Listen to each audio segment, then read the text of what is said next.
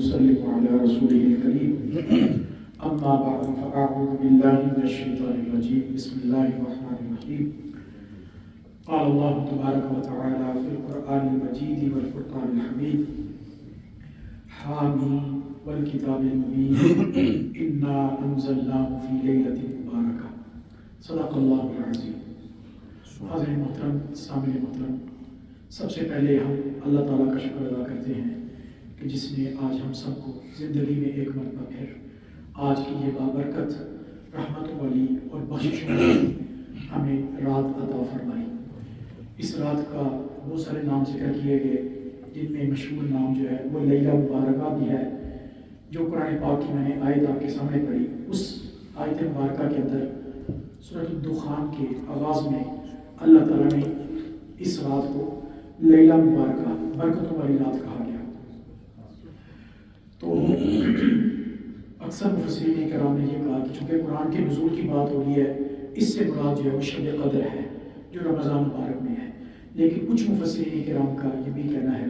کہ اس رات سے مراد جو ہے وہ شب برات، یہ شعبان کی جو 15ویں رات ہے یہ بھی ہے. اور پھر قرآن کے نزول کی بات کہ اس رات میں جو ہے وہ اللہ تعالیٰ نے، کیونکہ شب قدر کے بارے میں بھی یہ ساری حدیثیں موجود ہے کہ اللہ تعالیٰ جو ہے جو اپنے فیصلے ہیں وہ فرشتوں کے سپرد کر دیے جاتے ہیں. تو یہ اس کی ترتیب یہ تھی کہ یہ سارا عمل جو ہے اس رات میں شروع ہو جاتا ہے اور پھر شب قدر میں جو ہے وہ کمپلیٹ ہوتا ہے. تو چونکہ وقت نہیں ہے، تفصیل میں جائے بغیر مختصر اس رات کے حوالے سے چند باتیں عرض کرنا چاہتا ہوں. ایک تو اس رات کی خاص بات یہ ہے، حضرت علی رضی اللہ تعالیٰ عنہ بیان کرتے ہیں کہ جب یہ شعبان کی 15ویں رات آتی ہے تو آقا علیہ السلام نے فرمایا کہ فقوموا لیلہا وصوموا نہارہا، اس رات کو اللہ تعالیٰ کی عبادت کیا کرو، اس رات کو اللہ تعالیٰ کی عبادت کیا کرو. وصوموا نہارہا، اور شعبان کی جو 15واں دن ہے،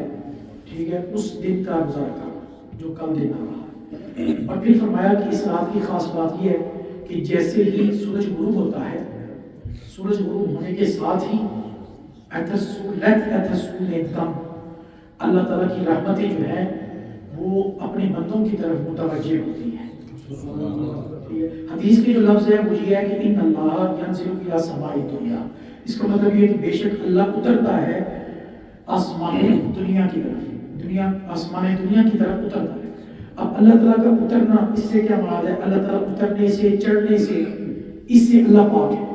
یہ جو حدیثوں میں الفاظ اس طرح کے استعمال ہوتے ہیں، اس کا مطلب یہ ہوتا ہے کہ اس کی رحمتیں بندوں کی طرف متوجہ ہوتی ہیں، اس کی رحمتیں بندوں کی طرف متوجہ ہوتی ہیں. لیکن کہہ لیں اللہ اپنی شان کے مطابق جو ہے وہ اپنے نزول اجلال فرماتا ہے. تو مطلب یہ ہے کہ اس کی طرف سے ساری رات یہ ندائیں اور یہ صدائیں لگتی رہتی ہیں اور یہ آوازیں آتی رہتی ہیں کہ اللہ مسترزق فارزقہ، اللہ مبتلی فاعافیہ، ٹھیک ہے، کہ اللہ مستغفر فاغفر له. یہ ساری رات اللہ تعالیٰ کی طرف سے ندائیں آتی ہیں.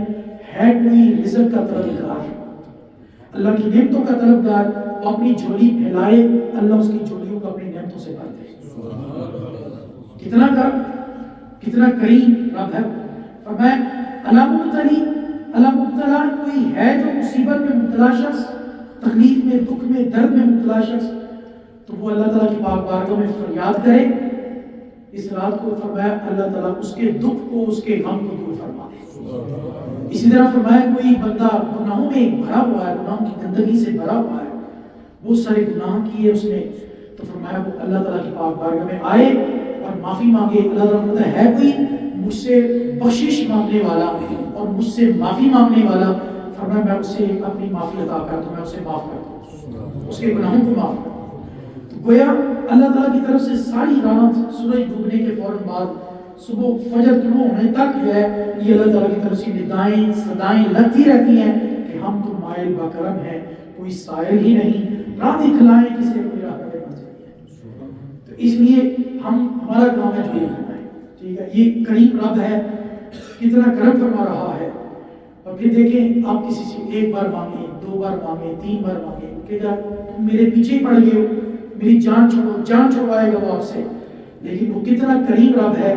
فرمایا کہ اس سے جتنا زیادہ مانگو گے وہ اتنا زیادہ خوش ہوگا۔ حدیث پاک کے لفظ ہے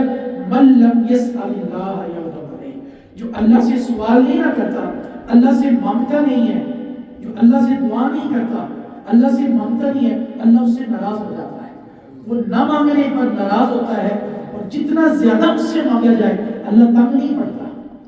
آپ کسی سے مانگیں، ایک بار بات کریں، 2 بار کریں، 3 بار کریں، کیا ہو گیا، تم میرے پیچھے پڑ گئے ہو، لیکن اللہ کی شان یہ نہیں ہے، اللہ کی شان یہ ہے کہ تم مجھ سے زیادہ مانگو، جتنا زیادہ ہو سکتا ہے مانگو، میں تمہیں عطا کروں گا۔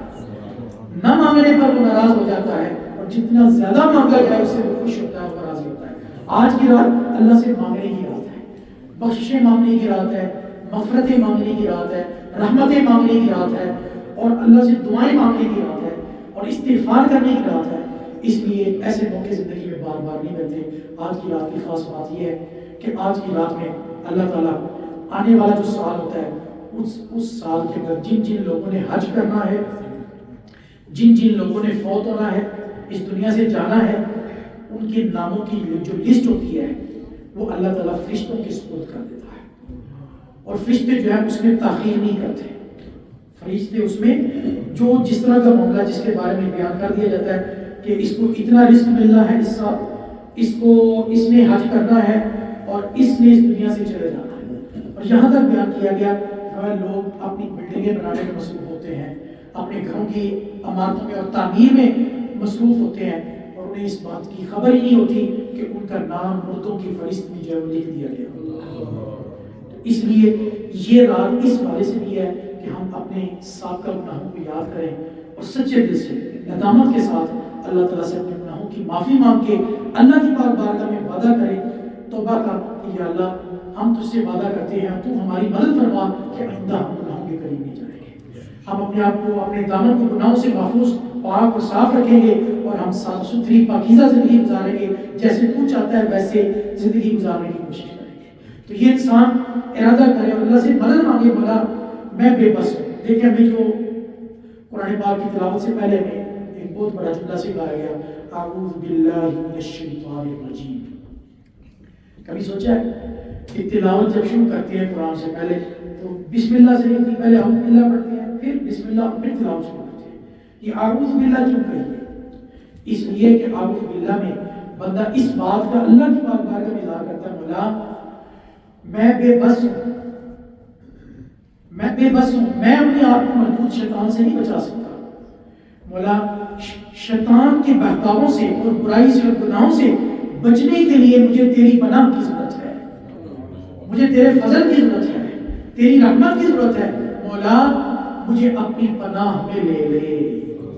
اعوذ باللہ، میں اللہ کی پناہ مانگتا ہوں مردود شیطان سے۔ گویا بندہ اس میں یہ سبق دیا جا رہا ہے کہ اے بندے تم میری پاک بارگاہ مجھ سے مدد مانگ۔ ہم اس رات اللہ سے ہی مدد مانگے، مولا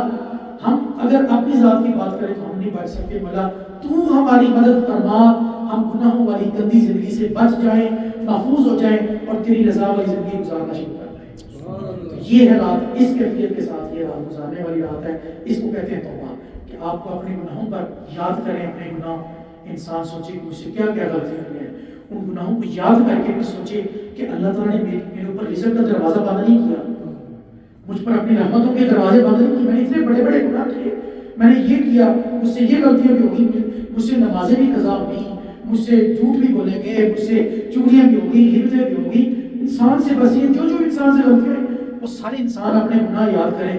کہ میں نے فلاں کو تنگ بھی کیا، پریشان بھی کیا، جو انسان، ہر انسان اپنے بارے میں جانتا ہے، میں اپنے بارے میں جانتا ہوں، آپ سب اپنے بارے میں جانتے ہیں، تو اللہ کی پاک بارگاہ بھی اپنے آپ کو پیش کرے، اور پھر سوچے کہ وہ کتنا رحیم کریم رب ہے کہ اس نے اپنے رزق کا دروازہ، اپنی رحمتوں کا دروازہ بند نہیں کیا، میں نے نافرمانیاں کی پھر بھی اس نے رزق کا دروازہ بند نہیں کیا۔ اس کیفیت کے ساتھ پھر اپنے اندر ندامت پیدا کرے، مولا تو کتنا کریم ہے، جب اتنا کرم فرمایا، مولا اب میں تجھ سے صدق کے دل سے اپنی ان گناہوں کی معافی مانگتا ہوں اور آئندہ کے لیے تجھ سے مدد مانگتا ہوں، مولا تو میری مدد فرما کہ میں آئندہ سے جو ہے گناہوں کے قریب نہ جاؤں، مجھے تیرے فضل کی ضرورت ہے، تیری رحمت کی ضرورت ہے، تیری فضل اور رحمت کے بغیر میں گناہوں سے نہیں بچ سکتا۔ تو اللہ تعالیٰ اس بات جو ہے حدیث پاک کے مطابق حضرت سیدہ عائشہ صدیقہ رضی اللہ تعالیٰ عنہ کہتی ہیں کہ ایک مرتبہ میں نبی کریم صلی اللہ علیہ وسلم کو اپنے بستر میں نہ پایا تو میں آپ کی تلاش میں نکلی تو میں نے آپ کو جنت البقیع جو قبرستان ہے مدینہ منورہ میں اس میں نے آپ کو پایا کہ وہاں آپ نے اپنا سر آسمان کی طرف اٹھاتے ہوئے آپ دعائیں مانگ رہے تھے اور پھر مجھے دیکھ کر فرمایا عائشہ آپ کو پتہ ہے کہ جب یہ شعبان کی 15ویں شب آتی ہے تو اللہ تعالیٰ جو ہے اس کی رحمتیں دنیا کی طرف متوجہ ہوتی ہیں اور اللہ تعالیٰ ایک قبیلہ ہے وہاں پر ایک علاقہ تھا ایک جگہ وہاں بکریاں بہت زیادہ تھیں بہت زیادہ بکریاں قبیلہ ہے بنو کلب وہ بکریوں کے لحاظ سے جانور اب وہ کہہ سکتے ہیں کئی بہت ساری کئی ہزار وہاں جانور ہوں گے تو وہ ان جانوروں کے لحاظ سے بہت مشہور تو اس قبیلہ بنو کلب کی فرمایا بکریوں کے بالوں کی تعداد سے بھی زیادہ اللہ تعالیٰ اس رات کو اپنے بندوں کو بخشتے ہیں ایک بکری کے بال ذرا گنے کتنے ہوں گے ہزاروں میں لاکھ میں پھر کئی بکریاں کئی سو کئی ہزار بکریاں پھر ان کے جسموں ان کی کھال پر جو بال ہیں ان کو ہم بکھارے کیوں تھیلا ہے ان کو ہم گن نہیں سکتے کتنے بال ہیں اللہ تعالیٰ اتنے زیادہ لوگوں کو اللہ تعالیٰ معاف فرما دیتا ہے لیکن اس کے بعد ساتھ یہ بھی ذہن رکھیں جو بڑے بڑے گناہگار ہیں جیسے جو شراب پینے والا عادی شراب کا اسی طرح زنا کا بدکاری کا عادی